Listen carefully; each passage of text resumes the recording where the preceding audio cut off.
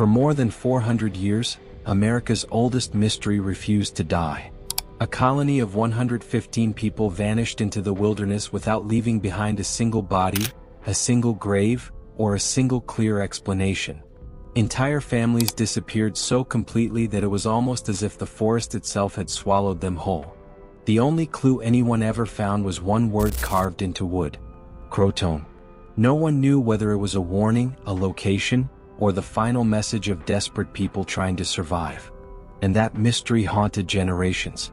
Historians searched for answers. Archaeologists dug through forests and riverbeds. Some believed the colonists were massacred. Others claimed they starved, turned against one another, or were wiped out by disease. There were even theories involving curses, secret Spanish attacks, and cannibalism. But in 2025, new scientific findings entered the debate, because researchers may have uncovered significant new evidence about what happened to the lost colony of Roanoke. And the direction that evidence points is far stranger than many had imagined. The settlers may not have died at all. They may have survived. Tonight, we're uncovering the chilling fate of the lost colony, the mystery that became one of the darkest legends in American history. The story begins in the summer of 1587. 3 English ships pushed carefully through the dangerous waters off the coast of what is now North Carolina. The shoreline ahead looked wild and untouched. Thick forests stretched endlessly beyond the beaches, while dark swamps and twisting rivers disappeared into the unknown interior. For the people on board those ships, this was supposed to be the beginning of a new world. There were 115 settlers in total.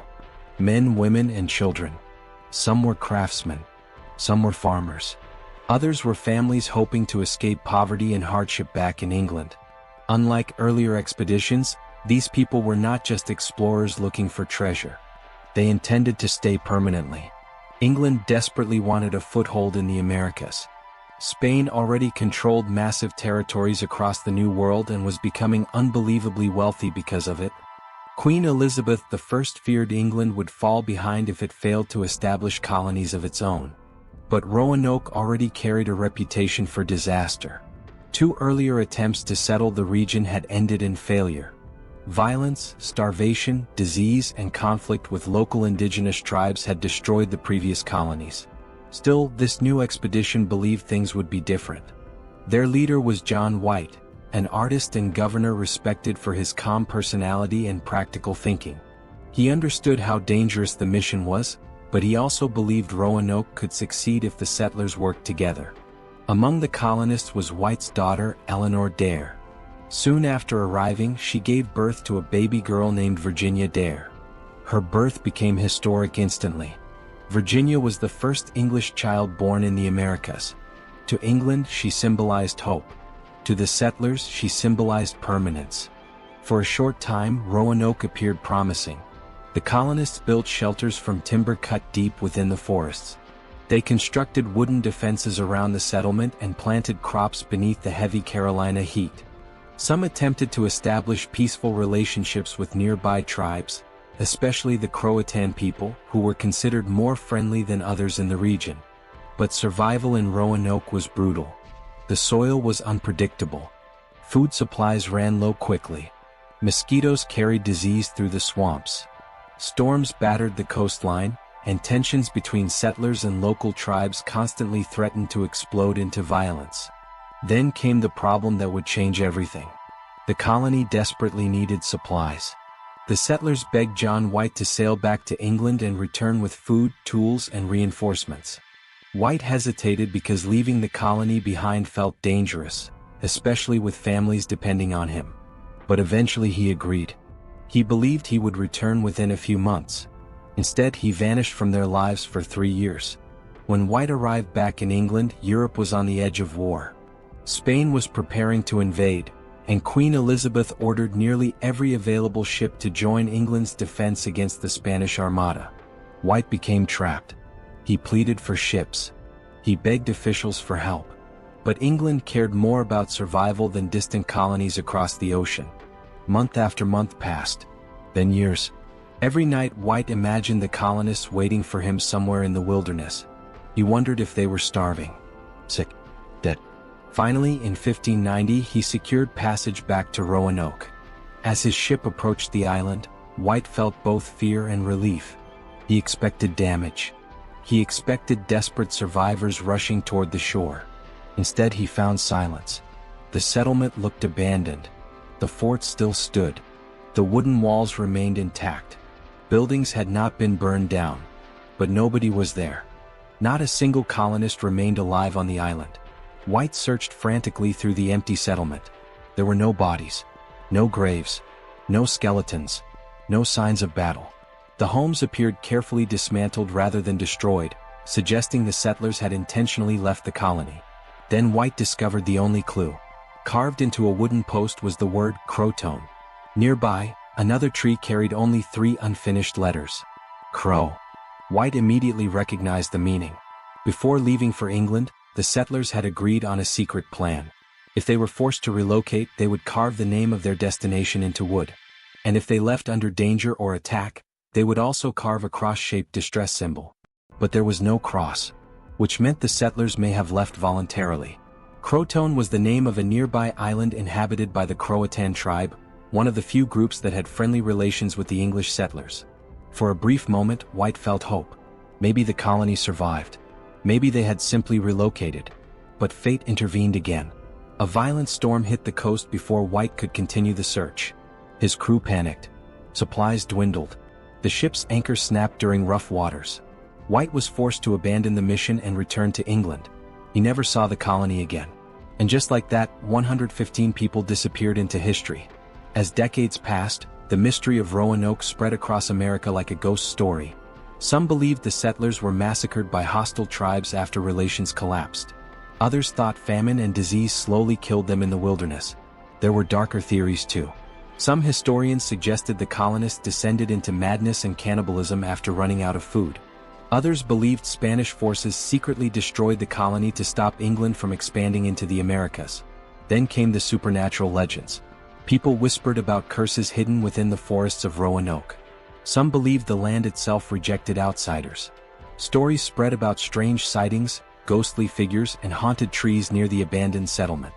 But despite centuries of theories, nobody could prove anything. Excavations uncovered scattered clues but never enough answers.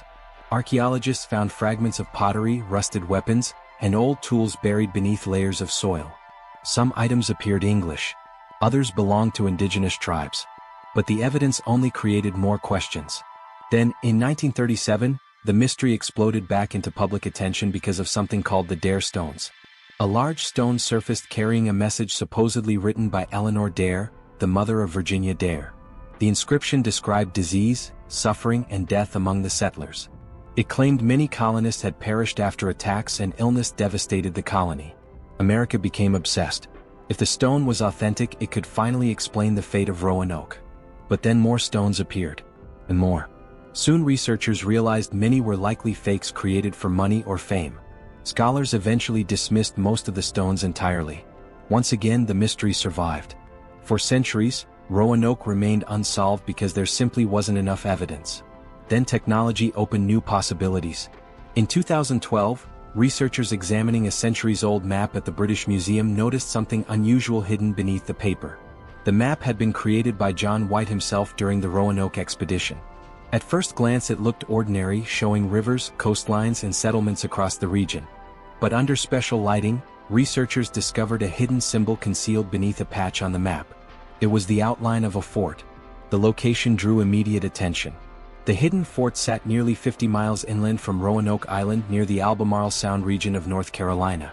Suddenly historians remembered an overlooked detail from White's journal. Before leaving for England, White mentioned the settlers planned to move 50 miles into the Maine if conditions became too dangerous. For centuries that line had been largely ignored. Now it became the center of renewed investigation. Why had White hidden the fort on the map?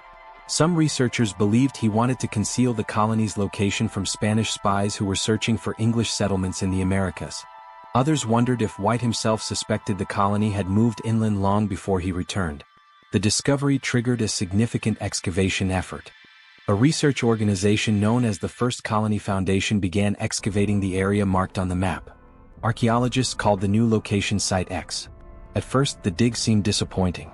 Researchers found no giant fortress, no dramatic ruins, no obvious signs of a large settlement. But then the soil began revealing something. Archaeologists uncovered fragments of English pottery buried near an old indigenous village called Metaquem. These were not random trade items. They were everyday objects used for cooking and storage. Some carried markings linked directly to late 1500s England. Even stranger, one detail stood out immediately. There were no clay tobacco pipes anywhere at the site. That mattered because later English settlements like Jamestown were filled with tobacco pipes. By the early 1600s, smoking had become extremely common among colonists. But Roanoke disappeared before that trend exploded. The absence of pipes suggested these artifacts came from an earlier settlement, possibly Roanoke itself. Researchers became increasingly convinced the settlers had traveled inland and attempted to survive among indigenous communities. Then another nearby location called Site Y produced even more discoveries. European pottery, metal tools, fragments of weapons. The evidence suggested not a single colony, but scattered groups of survivors trying to adapt to different environments. And that reframed the central question entirely. For centuries people imagined Roanoke disappearing in one terrifying moment. But what if that never happened? What if the colony fractured instead? Some settlers may have traveled inland searching for safety.